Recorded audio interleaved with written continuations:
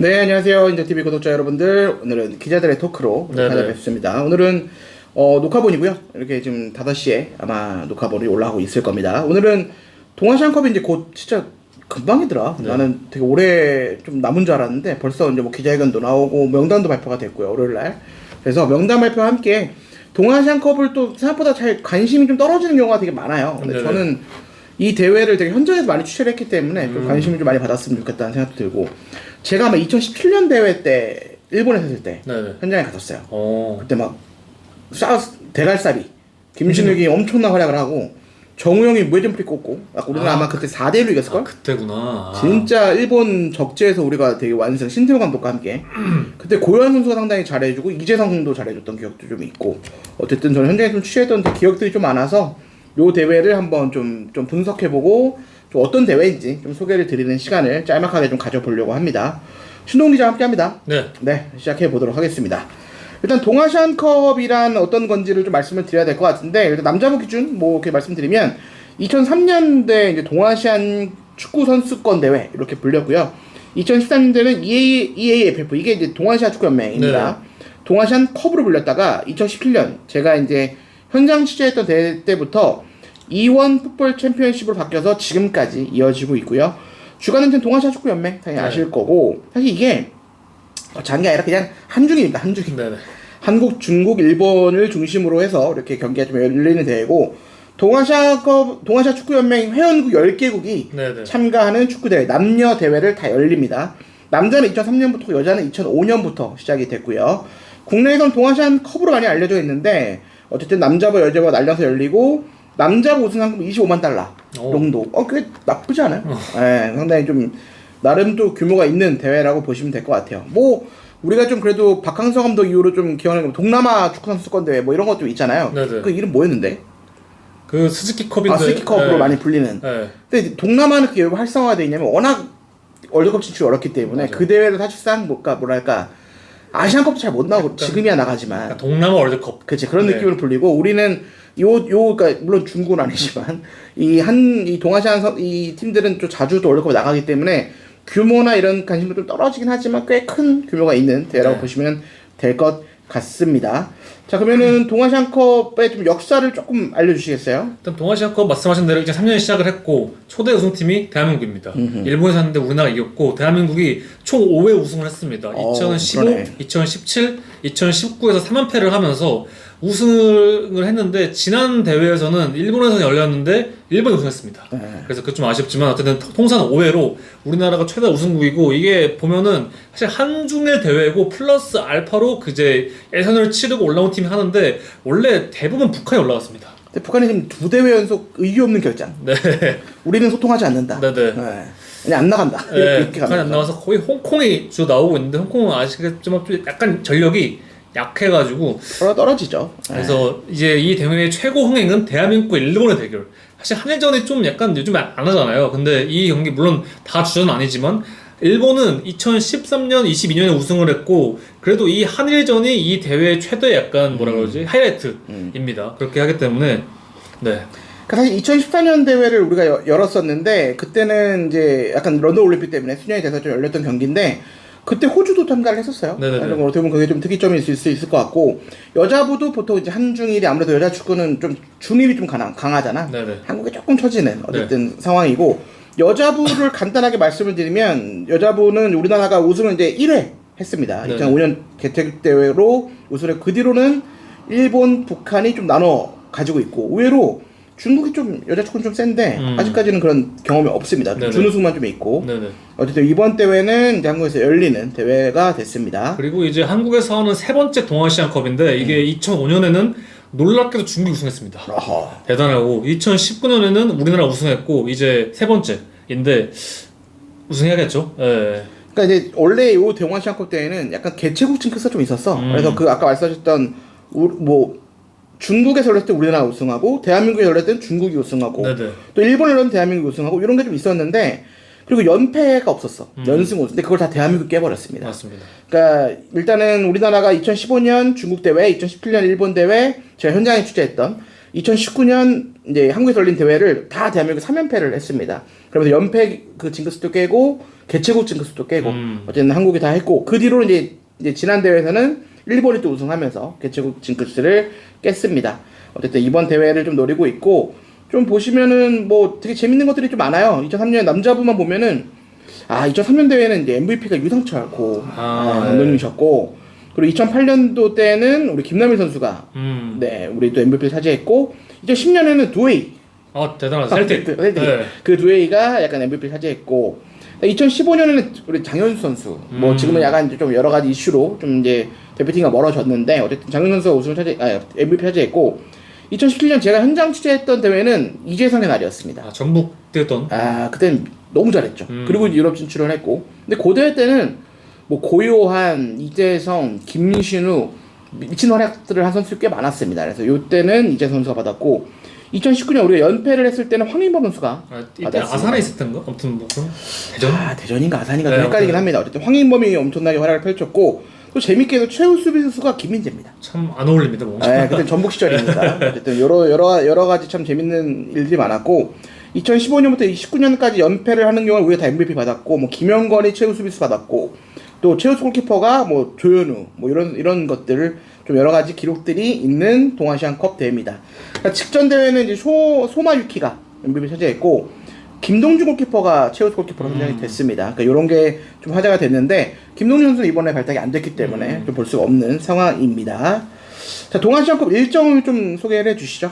대한민국이 중국부터 시작을 하고 일단 다 용인 미래 스타디움에서 합니다. 7월 7일 오후 8시에 하고 중국전 그리고 그 4일 뒤에 홍콩전 똑같이 8시에 용인 미래에서 하고 일본전 이제 하이라이트죠. 이 경기를 통해서 아마 우승팀 결정될 것 같은데 거의 결승을 볼 수 있는 매치업이 이제 15일 오후 7시 24분에 하는데 아마 지상파 일정 때문에 바뀐 것 같아요. 그렇죠. 생각에는. 일본 일정도 좀 있는 것 같아요. 네, 일본은 약간 맨날 이렇게 15분, 5분 이렇게 끊어. 약간 뭐 방송 일정도 있고 그래서 그런지 A매치가. 그래서 이 경기가 아마 중국 홍콩전은 뭔가 약간 새로운 카드들을 많이 실험하는 경기가 될 것 같고 일본전이 약간 이 라인업에서 주전들을 딱 셀 것 같습니다. 근데 저는 의외로 저는 중국이 좀 의외로 셀 수도 있다는 생각이 좀 해요. 그런가요? 왜냐면 얘네는 유럽파가 없잖아. 얘네가 주전이야. 그러네. 그대로 오네요. 그대로 오는 애들이야. 감독이 여기가 지금 잘려가지고 뭐 U21 감독이 한다는 말도 있어가지고 그거가 좀 혼란인 것 같아요. 네. 근데 어쨌든 중국은 지금 사실은 뭐 유럽파가 거의 없는 상황이기 때문에 아예 없지 않나? 거의 모르겠어. 그래도 뭐 열네무 대표 이런 데 있지 않을까 싶은데 어쨌든 중국도 어쨌든 정예로 오는 데는 어쨌든 중국이 좀 유일할 수가 있기 때문에 요 한중일 뭐 일본과 한국이 당연히 우승을 놓고 경쟁을 하겠지만 중국도 약간 절치부심하고 있다. 실제로 중국 이런 언론들 보면 약간 뭐 혼란도 있고 감독도 없고 뭐 이런 이슈가 있어서 좀 혼란스럽긴 하지만 좀 우승을 좀 노린다. 얘는 맨날 좀 원래 대회 직전엔 좀 많이 까불어요. 이런 게 좀 있는데 근데 중국도 사실 무시할 수 있는 전력은 아니다. 그래서 한중일 요 경기 세 경기가 그러니까 이 세 팀이 좀 홍콩이 좀 약체로 불러야 될 것 같고 어쨌든 세 팀이 재밌는 좀 약간 일정을 좀 치르지 않을까라는 생각이 듭니다. 자, 홍명보 감독의 명단은 발표가 됐고 저희가 사실 이 월요일날 촬영을 좀 미리 하고 있는데 요때는 일본 대표팀 발표가 안 돼서 일단 홍명보호 중심으로 좀 이야기를 해보도록 하겠습니다. 자, 뭐 명단은 많이들 아실 거니까 한 포지션별로 우리가 보고 약간 분석해보고 좀 아쉬운 선수는 누가 있는지 이런 식으로 한번 가보도록 하겠습니다. 자, 일단은 골키퍼 포지션에는 송범근, 김동준이 낙마를 했고요. 김동헌, 이창근, 조현우. 약간 뭐 A매치 6월 A매치 뭐 이렇게 기조로 계속 가고 있어. 김승규 선수가 아무래도 이제는 조금 이제 큰 부상 그 뭐 십자인데요. 두 번 똑같이 나갔으니까. 두 번이 나가버리는 바람에 약간 그렇게 되면 이제 골키퍼로서도 약간 순발력이 떨어질 수 있는 상황이고 이제 조금 멀어지는 느낌이 있어. 나이도 이제 90이기 때문에 좀 많고. 이제 김승규가 이제 어쨌든 부상으로 인해서 큰 부상 2번으로 인해서 좀 멀어졌고 조현우가 주전.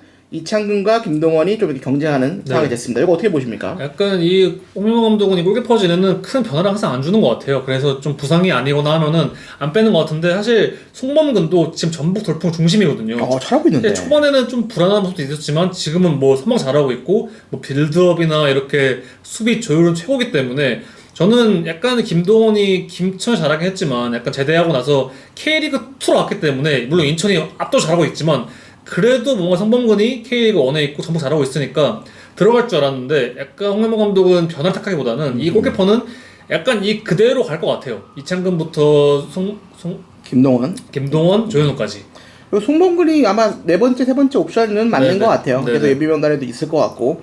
그리고 김동준이 지난 대회 이제 최우수 골키퍼 상을 받았는데 좀 낭만했다라는 거. 네네. 제주에서 잘하고 있긴 한데 네네. 이번 주 약간 실수가 좀 있어. 부상도 좀 왔다 갔다 해가지고 약간 예전에 그 2022년 딱 그 제주 수호 신을 때 그때는 느낌은 아니어가지고 안 뽑힌 것 같습니다. 그러니까 조현우 선수가 이번 월드컵을 뛰면은 뭐 사실상 조금 이제는 월드컵과는 멀어질 수 있는 나이가 됐기 때문에 물론 골키퍼는 좀 오래 가는 경우도 있지만 그 뒤로 이제 아마 뭐 손범근이라든가 뭐 여러 선수들 좀 많이 보자. 그 미국에 진출한 그 선수까지 해가지고 네. 많이들 고 강현무도 강현무 요새 조금 불안하긴 하다. 예. 여러 가지 놓고 좀 볼 것 같습니다. 자 이제 수비진을 볼 건데 풀백입니다. 김문환, 김태현, 조현택, 이태석 여기에 이제 박승욱을 이제 오른쪽 라이트백으로 볼 수 있지만 센터백으로 분류를 하면 4명을 뽑았습니다. 뭐 무난하죠. 왜냐면 보통 왼쪽 2명, 오른쪽 2명인데 참 재밌는 거는 이제 오른쪽의 주전은 김문환이 될 것 같고 왼쪽으로 이태석. 그럼 조현택과 이태석이 경쟁할 거고 김태환이 전북에서 왼쪽으로 나오잖아요. 주로. 김태환이 오른쪽에 있기 때문에. 근데 이 선수가 라이트백도 볼 수 있죠. 그렇기 때문에 좌우가 가능하기 때문에 아마 가능할 것 같고. 근데 좀 아쉬운 건 최준 황재원이 없어요. 네. 그러니까 우리나라로 보면 약간 K리그에서 좀 압도적인 주전이고 좀 미래 자원이라고 봐야 되는데 황재원이 꽤 오랫동안 안 뽑히고 있어요. 그러니까 황재원은 그 대구에 좀 부진감 안 물려가지고 약간 개인 퍼포먼스도 사실 그 환경에서는 뭔가 풀백, 뭐 윙백으로 뛰고 있지만 그 풀백이 뭔가 활약할 수 없긴 한데 어쨌든 이 선수의 재능과 능력이 있는데 홍명보 감독은 약간 후순위로 보는 것 같아요. 그리고 더 후순위 보는 것 같고 저는 최준은 크게 의외입니다 사실. 저는 없길래 놀랐어요. 물론 뭐 김문호 잘하고 있고 김태 잘하고 있긴 하지만 최준이 약간 서울에서 짜는 비중이 크기 때문에 이 선수를 뽑을까 생각했는데 뭔가 약간 그래도 김태현과 김문환 또 박승욱도 볼 수 있으니까 더 높게 점수 준 게 아닌가 싶습니다. 그러니까 이제 그러니까 우리가 이제 동아시안컵 정도면 사실 공격 쪽으로 좀 가야 될 텐데 그럼 김문환의 능력을 우리가 너무 알고 있잖아요. 이미 카타르 월드컵 때 봤으니까. 이 선수가 좀 부상 위험도 있어가지고 저는 김문환보다는 오히려 최준이 그러니까 낫다 이런 게 아니라 뽑힐 줄 알았는데 좀 놀랐습니다. 그러니까 김문환을 공격적인 풀백으로 본 거 같고 김태현을 약간 수비적으로 본 거 같다는 느낌이 있습니다. 그래서 최준은 참 감독님이 좋아하는 스타일이긴 한데 잘해요 참. 근데 빡세게 뛰고 상당히 좀 하드워커 기질이 있고 많이 뛰고 그래서 킥력이 좀 많이 좋아졌어요.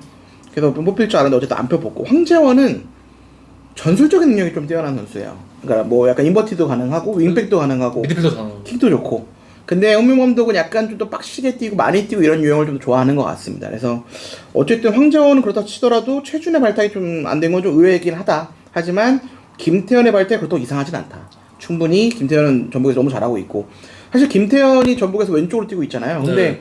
거기가 이제 그 누구야 그 인천에서 온 최우진이 공격적으로 뛰어난 선수인데 그 선수를 완전 밀어버렸잖아요. 네, 너무 잘하고 있고 이 선수가 안 지칩니다. 정말 철권이나 말 나올 정도로 이 선수가 약간 대기만한 선수예요. 안산부터 시작해가지고 쭉쭉쭉 올라와가지고 전북을 찍고 이제 대표팀까지 올라왔기 때문에 이 선수도 많은 분들이 좀 모르실 수 있는데 전북 돌파 주역이어가지고 전북 선두의 주역이어가지고 좀 주목할 필요가 있습니다. 네, 인간 승리라고 봐질 것 같고 자 센터백 포지션은 약간 세대 교체가 좀 트렌드가 된 것 같습니다. 그동안 뭐 권경원이라든가 뭐 이런 선수들이 좀 베테랑들이 좀 거의 다 빠졌고요. 사실 김영건도 뛸 수 있는 선수잖아. 왜냐면 네네. 울산이니까. 잘하고 있으니까. 근데 이제 사실 김영건, 홍정호가 이번 시즌은 회춘했거든. 잘하고 있어요 너무. 근데 내가 볼 때는 어차피 그러니까 예를 들면 김영건을 계속 월드컵까지 쓴다 그러면 쓰겠지만 지금 홍명보 감독의 판단은 또 애제자야. 김영건도 그렇고 홍정호도 그렇고 그 브라질 월드컵 때 썼던 그 조합이고 애제자인데 안 뽑았다는 이유는 어차피 김민재가 중심이 되는 센터백 라인에는 좀 더 젊은 선수가 낫다라고 판단한 것 같습니다. 그래서 김영건이나 홍종호 이런 선수는 제외가 됐고 어쨌든 세대 교체로 보면은 김주성 그리고 그 예전에 울산 출신의 김태현, 변준수, 서명관 그리고 박승욱은 약간 멀티플레이로 보는 것 같습니다. 네네. 어떻게 보셨어요? 약간 저는 그래도 김주성이 뭔가 중심 잡을 것 같아요. 저는 약간 맨날 말하지만 그 김주성의 그 카타르 아시안컵 때 슬픈 눈을 봤기 때문에 맨날 클린스만이 명단 제외를 해가지고 항상 맨 먼저 나왔단 말이에요. 원단전에 그 논플레인 얘기하는 거죠? 네, 그렇기 때문에 벤치에도 못 앉습니다. 그래가지고 김주성이 앉아 있다가 경기 끝나면 약간 좀 한번 내려가서 한번 있다가 그냥 빨리 나온단 말이에요. 그러면 기자들은 맨날 기다리고 있는데 그냥 김주성의 슬픈 눈, 뭔가 아쉬운 못 뛰니까 그 눈 때문에 뭐 제가 듣기로는 더 약간 동기부여를 얻어가지고 이제 좀 본인도 더 올라왔고 올 시즌에는 저는 서울에서 뭐 에이스라고 불러도 이상하지 않을 만큼 야장과 호흡이 좋고 또 왼발 패스 능력이 되게 좋더라고요. 제가 보니까 전북전에서도 이 티아고와 콤파니를 막을 때 이 선수가 옛날에 약간 좀 좀 약간 거치지 않았는데 최근에는 와, 정말 빡세게 합니다. 그렇기 때문에 다 좋아 요새는. 네. 공중볼 잘 타고. 이번에 대표팀 그 6월에도 뽑혀가지고 쿠웨이트전에 뛰었기 때문에 홍명보 감독도 이 선수를 그 약간 미래 자원 또 이제 김민재와 조유민에 이어가지고 또 세 번째 네 번째 옵션으로 정도로 보는 것 같습니다. 그래서 이 선수가 가장 중심을 잡아주고 이 선수 플러스 누가 될지 이 파트너가 누가 될지가 중요한데 진짜 약간 계속 실험을 할 것 같아요. 파트너는 누가 될 것 같아요 진짜? 저는 박승욱이 유력하다 보면서도 박승욱? 그래서 서명관이 이 선수가 근데 박승욱이 유력할 것 같네요. 왜냐면은 김주성이 왼발을 잘 쓰고 그리고 커맨더 형이 조금 필요하긴 하거든. 네, 서명관도 튀어나가가지고 막아주는 스타일이기 때문에 김영건이 울산에서는 좀 뒤에 있고 쓸어주는 서명관이 막 이렇게 부딪힌 유형이기 때문에 뭔가 물론 우리나라가 홍콩이랑 중국이랑 할 때는 좀 이렇게 앞서긴 하지만 약간 역습도 대비해야 되니까 약간 박승욱이 더 맞지 않을까 싶네요. 네. 박승욱 선수가 경험이 좀 많고 확실히 이런 볼 주기도 괜찮고 스피드가 좀 있기 때문에 박승욱 선수가 저는 좀 유력하다고 봅니다. 네네. 좀 아쉬운 선수는 있어요 센터백에서. 저는 이 강원의 뭐 이기혁이나 포항의 전민광이나 이 선수들도 충분히 잘하고 있기 때문에 뽑혀도 이상하지 않고 저는 한편으로는 진짜 홍정호 뭔가 이 나이가 있긴 하지만 나이를 안 보면은 저는 K리그 센터백 중에서 제일 잘하고 있다고 생각하거든요. 물론 김영건도 있긴 하지만 근데 홍정호가 저는 약간 실력만 놓고 보면 잘하고 있기 때문에 아쉽긴 아쉽습니다. 아마 그러니까 홍명보 감독이 만약에 이 대회만 생각하고 우승을 생각했으면 뽑았을 겁니다. 김영건이든 홍정호든. 근데 이 대회 우승이 사실 중요한 것보다는 월드컵에 갔을 때 약간 김민재와 호흡을 누가 맞출지 아니면 김민재의 백업이 누가 될지 이거를 중요하게 생각해서 사실 좀 스펙을 좀 하는 것 같아요. 맞습니다. 예, 김영건, 홍정호는 진짜 지금 현상 보면 가장 좋은 센터백들이긴 한데 월드컵까지 보면 그렇진 않다라고 판단한 것 같습니다. 자, MF는 이제 수비형 미드필더 찾는 게 되게 중요해졌어요. 그러니까 우리가 월드컵에서 좋은 성적을 냈을 때 뭐 우리가 과거 보면 2002년 때는 당연히 김남일이라는 걸출한 수비형 미드필더가 있었고 2010년 남아공 때는 뭐 김정우라든가 이런 선수도 있었고 또 이제 2000 뭐 예를 들면 우리 카타르 월드컵 그 뒤로는 기성용 그다음에 큰우형 이런 선수 있었는데 지금 사실 없어요. 없다고 보는 게 맞는 것 같아요. 그래서 박용호가 있긴 하지만 좀 아쉬운 게 많고 박용호는 저는 조금 아쉽다고 봐요. 그러니까 특히 우리가 월드컵이라는 세계적인 무대에서 박용호처럼 활동량이 조금 적어주면 쉽지 않다고 보여집니다. 그래서 지난 이제 6월에 아임도 약간 좀 변화를 좀 가져갔던 경우 원두재도 좀 뽑았었고, 그러니까 이번 요 동아시안컵을 통해서는 이 수비형 미드필더 어떤 선수 쓸지를 되게 중요하게 봐야 되는데 다행스럽게도 K리그 탑 클래스 선수를 다 뽑았습니다. 네네. 그래서 납득이 갈 만한 수비형 미드필더 자원들이 왔어요. 박진섭, 김봉수, 서민우 다 좋아요. 근데 저는 박진섭을 송명보 감독이 좀 안 써봤거든 계속. 그러니까 지난 6월에 A매치 3경기 쓸 줄 알았는데 안 썼고 박용호 한번 원두재 한번 썼잖아요.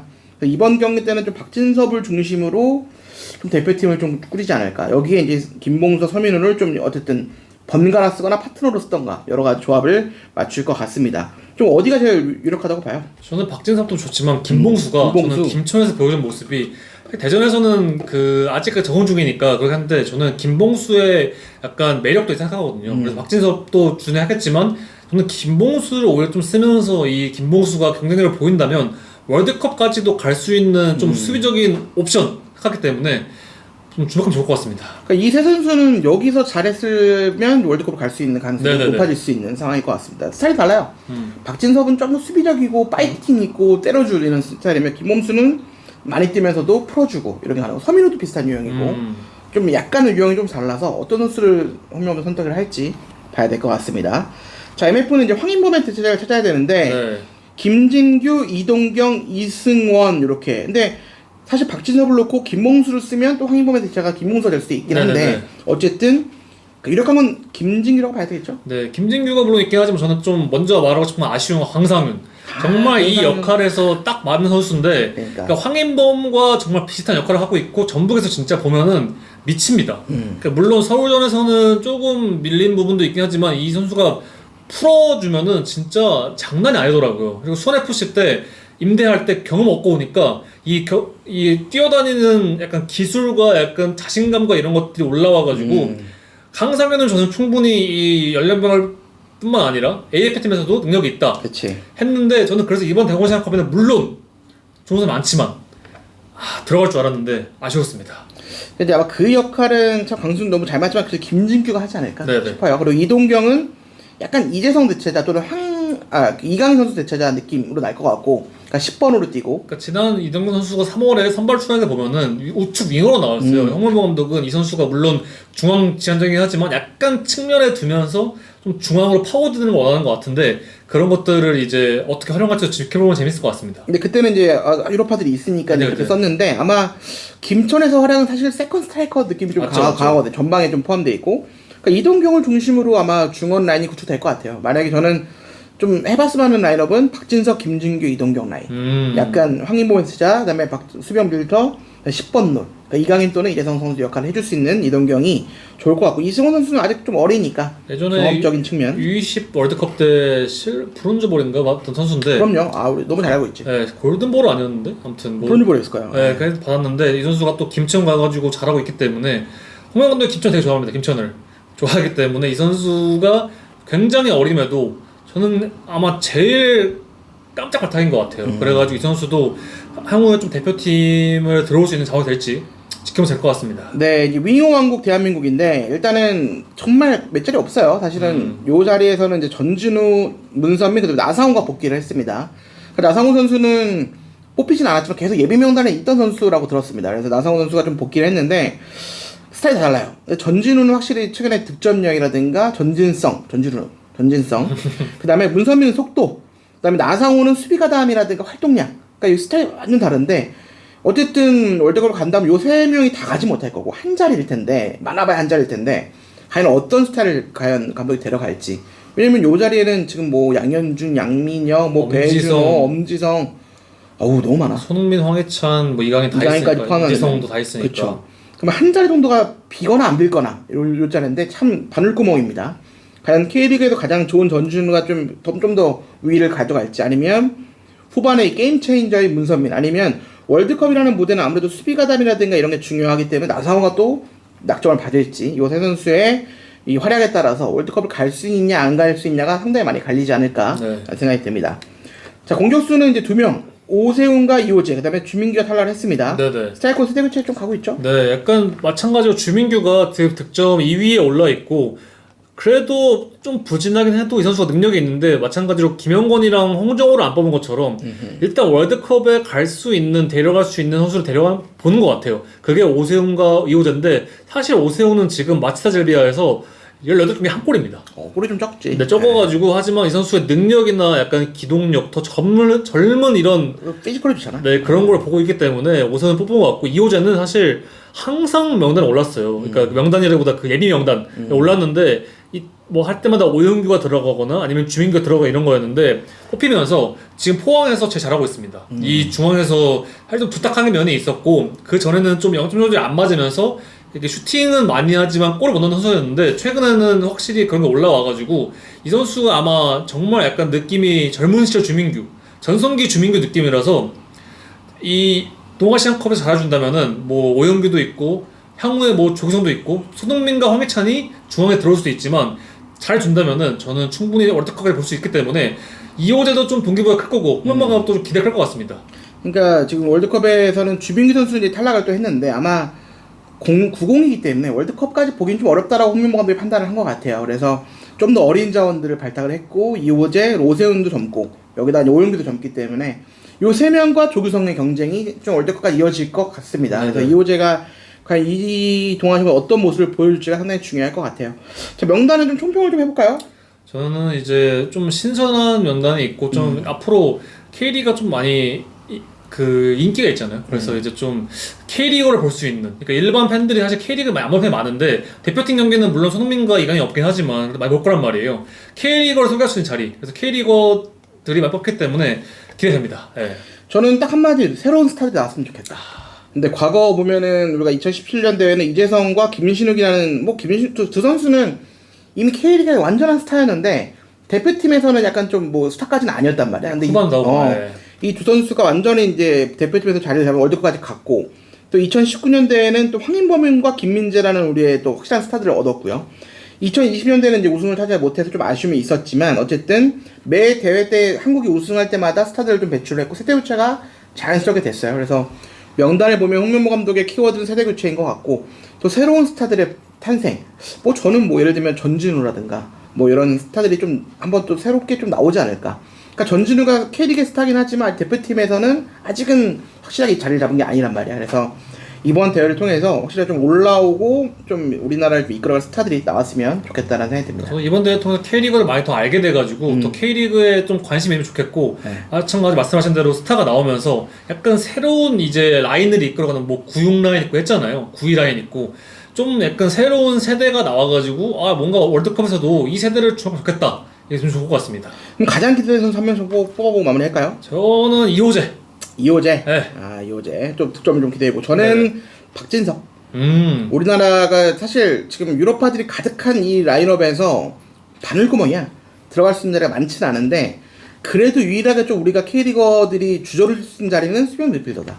그러면은 박진섭에 대한 저는 믿음이 좀 있고 이 선수가 참 성실하고 또 사실은 하브리그까지 좀 뛰었다 온 대전 코레일 뛰었다 온 선수여서 이 선수에 대한 저는 좀 대기만성형, 좀 기대감, 좀 이런 게 좀 있습니다. 워낙 성실한 선수고 응명모 감독이 좀 제대로 써보질 않았기 때문에 이번 대회를 통해서 좀 제대로 써보고 월드컵까지 좀 갈 수 있었으면 하는 바람이 있어서 박진섭을 한번 꼽아보도록 하겠습니다. 좋습니다. 이렇게 우리 녹화 콘텐츠를 좀 마쳤고 동아시안컵이 7월 바로 초부터 열리게 됩니다. 중순까지 열리게 되는데 한일전 제 생일입니다. 네? 한일전 제 또 생일이에요. 아, 한일전은 또 제가 아닌가? 한일전 며칠이지? 그 한일전 내 생일인 걸 알고 있는데 7월 15일이 맞죠? 네. 아, 제 생일입니다. 저 현장은 안 갈 거고요. 놀러 가야 되니까. 어쨌든 좀 그 딱 제 생일날 좀 이렇게 우승하는 모습을 좀 봤으면 좋겠다라는 생각이 좀 해보고 이렇게 마무리하도록 하겠습니다. 앞으로 금요일은 계속 좀 이렇게 좀 딥한 우리 현장 기자들의 딥한 토크를 계속 해보도록 하겠습니다. 인사해 주시고 마무리하겠습니다. 네, 다음에 또 토크 나와가지고 더 약간 재밌고 현장감 있는 이야기 하면서 마무리하도록 하겠습니다. 감사합니다. 감사합니다.